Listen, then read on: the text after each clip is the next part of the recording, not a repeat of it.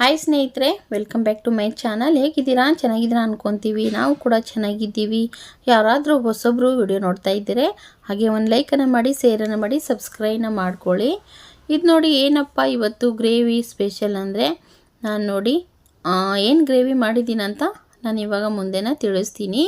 ಅದಕ್ಕೆ ಸಾಮಗ್ರಿ ಏನೇನು ತಗೊಂಡಿದ್ದೀನಿ ಅಂತ ತೋರಿಸ್ತೀನಿ. ಬೆಳ್ಳುಳ್ಳಿ, ಟೊಮೆಟೊ, ಶುಂಠಿ, ಕಾಯಿ ಮತ್ತು ಸ್ವಲ್ಪ ಪುದೀನನ ತಗೊಂಡಿದ್ದೀನಿ. ಶುಂಠಿ, ಬೆಳ್ಳುಳ್ಳಿ, ಟೊಮೆಟೊ ಮತ್ತು ಕಾಯಿ, ಪುದೀನ ತಗೊಂಡ್ಬಿಟ್ಟು ಮಿಕ್ಸಿ ಜಾರಲ್ಲಿ ನಾನು ಇವಾಗ ರುಬ್ಕೊಂಡು ಬರ್ತೀನಿ ಸ್ನೇಹಿತರೆ. ಇವಾಗ ಸ್ವಲ್ಪ ರುಬ್ಕೊಂಡು ಬಂದಿದ್ದೀನಿ ನೋಡಿ. ತುಂಬ ನೈಸು ಇಲ್ಲ, ತುಂಬ ರಫಾಗಿನೂ ಇಲ್ಲ, ಮೀಡಿಯಮ್ ಸೈಜಲ್ಲಿ ರುಬ್ಕೊಂಡು ಬಂದಿದ್ದೀನಿ. ಈ ಥರ ನಾನಿಲ್ಲಿ ನಂದಿನಿ ಪನ್ನೀರನ್ನ ತಗೊಂಡಿದ್ದೀನಿ. ನೋಡ್ತಾ ಇರ್ಬೋದು, ನಾನಿದು 1/4 kg ಪನ್ನೀರು. ಹಾಗಾಗಿಬಿಟ್ಟು ಪನ್ನೀರ್ ಗ್ರೇವಿನ ನಾನು ನಿಮ್ಮ ಹತ್ರ ಶೇರ್ ಮಾಡ್ತಾಯಿದ್ದೀನಿ. 100 ರೂಪಾಯಿ ಸ್ನೇಹಿತರೆ 1/4 kgಗೆ ನಂದಿನಿ ಪ್ಯಾಕೆಟು ಚೆನ್ನಾಗಿರುತ್ತೆ. ಹಾಗಾಗಿಬಿಟ್ಟು ನಾನು ಈ ಪ್ಯಾಕೆಟು ಪನ್ನೀರನ್ನ ಬಳಸ್ತಾ ಇದ್ದೀನಿ.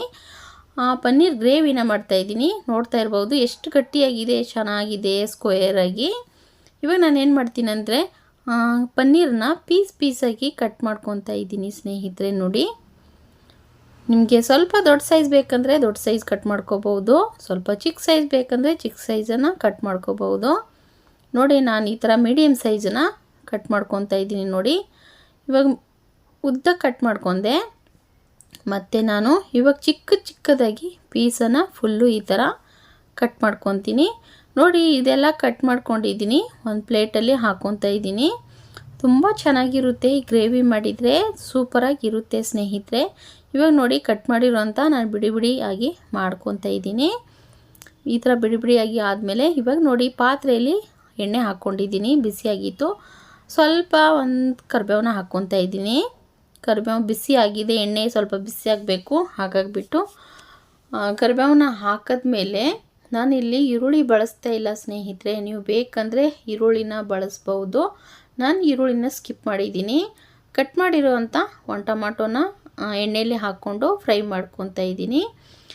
ಮತ್ತು ರುಬ್ಬಿರೋವಂಥ ಕಾಯಿ, ಶುಂಠಿ, ಟೊಮಾಟೊ ಮತ್ತು ಬೆಳ್ಳುಳ್ಳಿ, ಪುದೀನ ರುಬ್ಬಿರುವಂಥ ಮಸಾಲೆ. ಸಿಂಪಲ್, ಏನಿಲ್ಲ ಮಸಾಲೆ ಐಟಮ್ ಅಂದರೆ ಕಾಯಿ, ಟೊಮಾಟೊ, ಶುಂಠಿ, ಬೆಳ್ಳುಳ್ಳಿ, ಪುದೀನ ಅಷ್ಟೇ ರುಬ್ಬಿರುವಂಥ ರುಬ್ಬಿಟ್ಟು ಪೇಸ್ಟ್ ಮಾಡ್ಕೊಂಡಿದ್ದೀನಿ. ಅದು ಹಾಕ್ಕೊಂಡು ಎಣ್ಣೆಯಲ್ಲಿ ಸ್ವಲ್ಪ ಹಸಿ ವಾಸನೆವರೆಗೂ ಫ್ರೈ ಮಾಡಿದ್ದೀನಿ. ಮತ್ತು ರುಚಿಗೆ ತಕ್ಕಷ್ಟು ಉಪ್ಪು ಮತ್ತು ಅರಿಶಿನ ಪೌಡ್ರನ್ನ ಹಾಕ್ಕೊಂಡಿದ್ದೀನಿ ನೋಡಿ ಸ್ನೇಹಿತರೆ.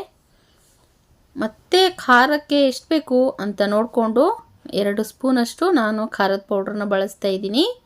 ಉಪ್ಪು, ಖಾರ, ಅರಿಶಿನ ಎರಡನ್ನ ಹಾಕ್ಕೊಂಡು ಈ ಥರ ಸ್ವಲ್ಪ ಚೆನ್ನಾಗಿ ಎಣ್ಣೆಯಲ್ಲಿ ಫ್ರೈ ಮಾಡ್ಕೋಬೇಕು.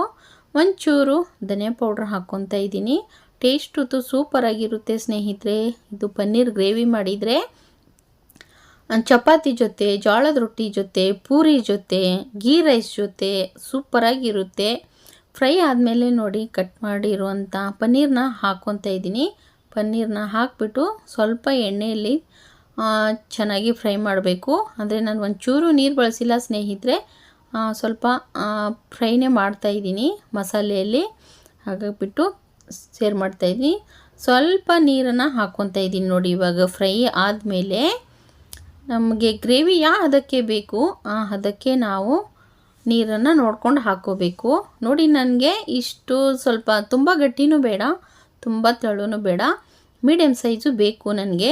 ನಾನು ಜೋಳದ ರೊಟ್ಟಿ ಚಪಾತಿ ಮಾಡ್ತೀನಲ್ವ, ಅದಕ್ಕೋಸ್ಕರ ನೋಡಿ ಬೇಯಿಸ್ಕೊಂಡಿದ್ದೀನಿ. ಪನ್ನೀರ್ ಗ್ರೇವಿ ತುಂಬ ಟೇಸ್ಟಿಯಾಗಿದೆ ನೋಡಿ. ಈ ಥರ ತುಂಬ ಗಟ್ಟಿನೂ ಇಲ್ಲ, ತುಂಬ ತೆಳಗೂ ಇಲ್ಲ ಸ್ನೇಹಿತರೆ.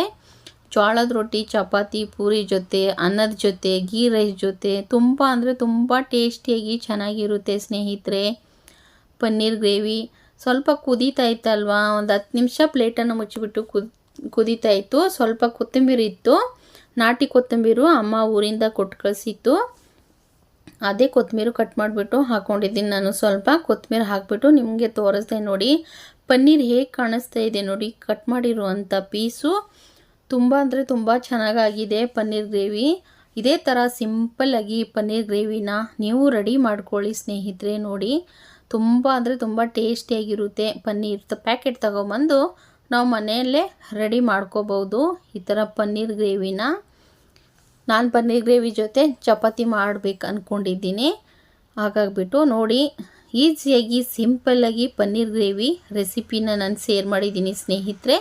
ತುಂಬ ಟೇಸ್ಟಿಯಾಗಿದೆ. ಯಾರಿಗಾದರೂ ವಿಡಿಯೋ ಇಷ್ಟ ಆಗಿದ್ದರೆ ಹಾಗೆ ಒಂದು ಲೈಕ್ ಮಾಡಿ, ಶೇರನ್ನು ಮಾಡಿ, ಸಬ್ಸ್ಕ್ರೈಬ್ನ ಮಾಡ್ಕೊಳ್ಳಿ. ಎಂಡ್ ತನಕ ವಾಚ್ ಮಾಡಿ ಸಪೋರ್ಟ್ ಮಾಡಿ ಸ್ನೇಹಿತರೆ. ನೆಕ್ಸ್ಟ್ ವಿಡಿಯೋ ಸಿಗೋಣ. ಎಲ್ಲರಿಗೂ